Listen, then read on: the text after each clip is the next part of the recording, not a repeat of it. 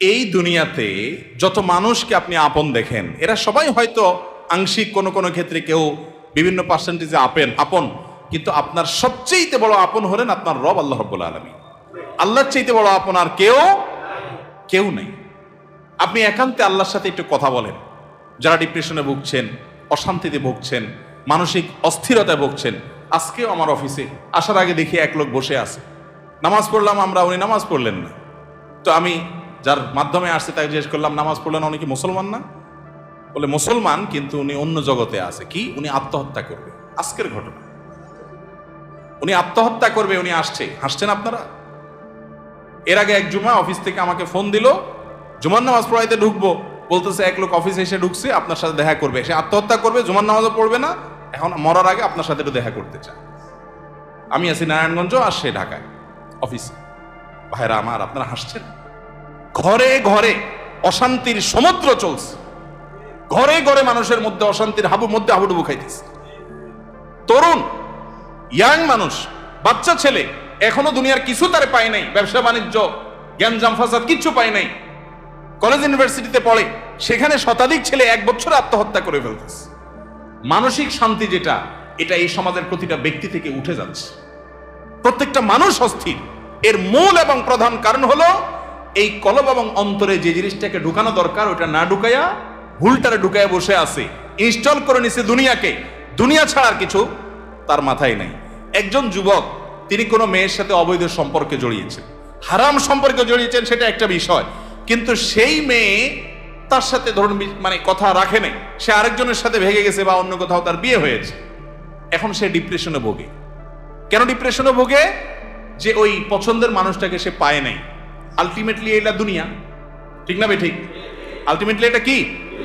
তার অন্তরে যদি আল্লাহকে স্থান দিত, আল্লাহকে যদি সবচেয়ে বেশি ভালোবাসতো, আল্লাযীনা আমানু আশাদ্দু হুব্বাল, তার অন্তরে যদি আল্লাহর সাথে মহব্বত সবচেয়ে বেশি থাকতো, আল্লাহর সন্তুষ্টিটাকে সবকিছুর উপর যদি প্রায়োরিটি দিত, তাহলে এরকম কেউ তার জীবন থেকে চলে গেছে, কেউ আসছে, কোনো দোস্ত নারাজ হয়ে গেছে, কিছু টাকা লস হয়ে গেছে, একটা ব্যবসা ছুটে গেছে, কিছু ক্ষতি হয়ে গেছে, এগুলোর কোনোটি তার জীবনে কোনো প্রকার প্রভাব ফেলতো? কি হয়েছে? এগুলো গেছে, আরো আসবে, না আসলোই না, তাতে কি সমস্যা? আমাকে তো আল্লাহর কাছে যেতে হবে, কিয়ামতের ময়দানে দাঁড়াতে হবে, সারা জীবনের হিসাব দিতে হবে। আমি সেই জায়গা কি হিসাব দিতে পারবো, সেই জিনিসটা আমি ঠিক রাখতে পেরেছি কিনা, এটাই হলো আমার মূল গোলের জায়গা, এটা হলো মূল টার্গেটের জায়গা। এইভাবে যদি আপনি ভাবেন, তাহলে আপনার মধ্যে ডিপ্রেশন ইনশাল্লাহ এমনিতেই দূর হয়ে যাবে। মোহতারাম হাজরিন, অতএব সম্পদ উপার্জন করেন, ব্যবসা বাণিজ্য করেন এবং জাগতিক কাজ করেন, এতে কোনো সমস্যা নাই, কিন্তু অন্তরে দুনিয়াকে নয়, আল্লাহকে স্থান দেন। এবং এই স্থান দিতে গিয়ে আপনাকে স্যাক্রিফাইস করতে হবে। কি স্যাক্রিফাইস? ওই যে সৎ পথে চলবেন, হক হালালি চলবেন, টাকা পয়সা বেশি হবে না। অন্যরা তো দূরের কথা, নিজের আপন মা বাবার কাছেও দাম পাবেন না, ভাই বোনের কাছে দাম পাবেন না, বইয়ের কাছেও হয়তো দাম পাবেন না, ছেলে মেয়ের কাছেও হয়তো দাম পাবেন না, বন্ধু বান্ধবের কাছেও দাম পাবেন না, এলাকার ইমাম সাহেব, খতিব সাহেব, হুজুর সাহেবের কাছেও দাম পাবেন না, কারণ পয়সা নেই। কিন্তু আল্লাহর কসম, যেই জায়গায় দাম পাওয়া দরকার সেই জায়গা ঠিকই পাবেন। আরশ আজিমের মালিক আপনার অনেক বেশি মূল্য দিবেন। নবী করিম সাল্লাল্লাহু আলাইহি সাল্লাম কতবার এরকম বলেছেন সাহাবীদেরকে, তোমরা কোনো জান্নাতি লোক দেখতে চাও? বলি ইয়া রাসূলুল্লাহ, দেখতে চাই। একটা লোক চলে যাচ্ছে সামনে দিয়ে, তিনি জিজ্ঞাসা করেছেন, এই লোকটা সম্পর্কে তোমাদের কি ধারণা? বলি ইয়া রাসূলুল্লাহ, লোকটা খুব সাধারণ একজন মানুষ, এত গরিব, সমাজের এত সাধারণ মানুষ যে এ ব্যক্তি কারোর মেয়ে বিয়ে করতে চাইলে কেউ তার কাছে মেয়ে বিয়ে দিবে না, কেউ তাকে পয়সা হাওলাত দিবে না, কেউ তাকে চেয়ার দিবে না, কেউ তাকে কদর করবে না। আরেক লোক আসছে, নবী করিম সাল্লাল্লাহু আলাইহি সাল্লাম বলেন, এর সম্পর্কে তোমাদের বক্তব্য কি, মূল্যায়ন কি?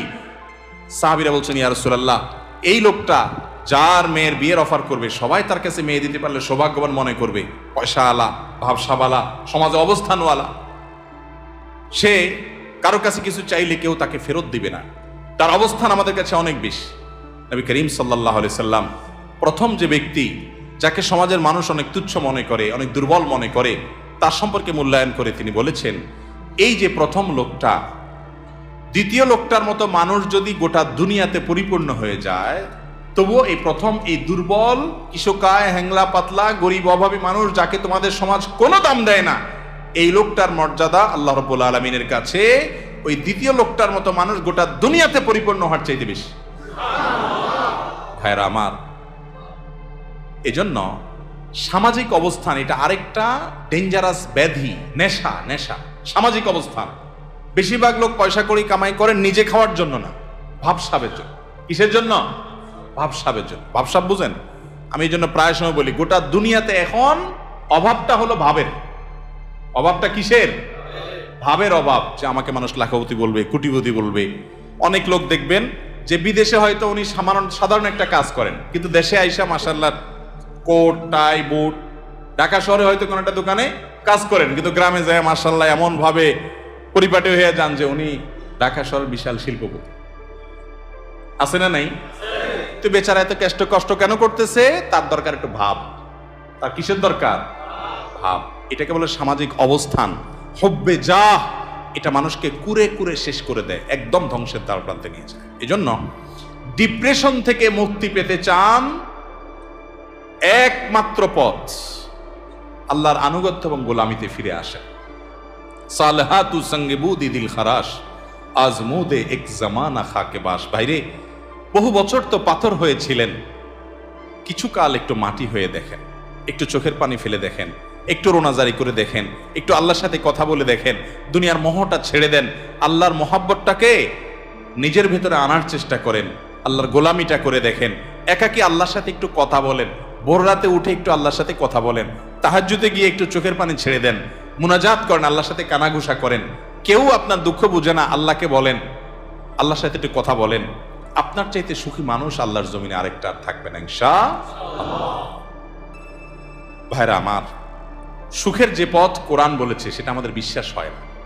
সম্ভবত হাসান বসরি রাহিমাহুল্লাহ বা অন্য কোন এক তাবেঈ বলেছেন, কোরআনে আল্লাহ রাব্বুল আলামিন বহু জায়গায় ওয়াদা করেছেন যে আল্লাহ তাআলা মানুষকে দুনিয়াতে সুখ স্বাচ্ছন্দ্য দিবেন।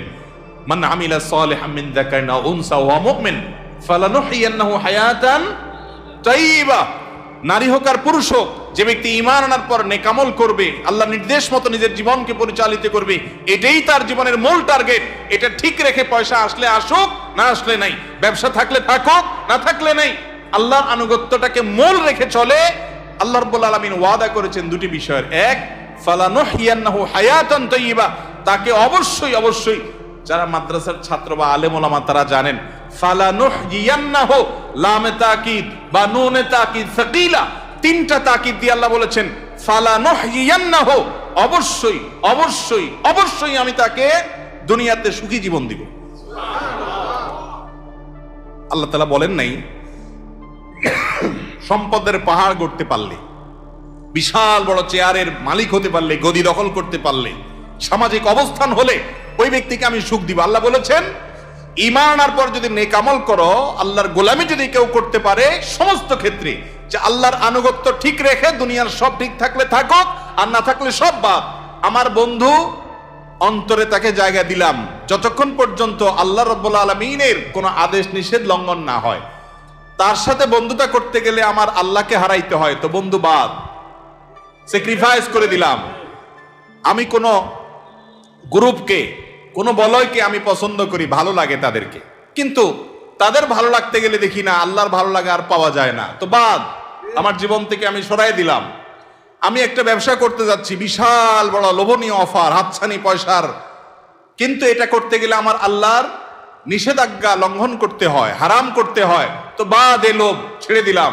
এর নাম হলো মুসলমান। এই ত্যাগ মনে হয় খুব কষ্টের না? ভাইরা আমার, আল্লাহ রাব্বুল আলামিন যা বলেছেন, আল্লাহর কথার সত্যতাটা আমল করে দেখেন। আজমুদে এক জামানা খাকে বাস, একটু আমল করে দেখেন। স্যাক্রিফাইসের ভিতরে যে আনন্দ আছে, আল্লাহর শপথ ভোগের ভিতরে সে আনন্দ। হারামের হাতছানি আছে, ছেড়ে দিছেন কেন? আমার রবের নির্দেশ নাই, অনুমোদন নাই, আমি করলাম না, দরকার নাই আমার এই পয়সা। মনে হয় খুব কষ্ট হবে, তাই না? বাহ্যিকভাবে কষ্ট হবে, রূহ যে আছে, রূহ আত্মা ভেতরটা প্রশান্ত হবে।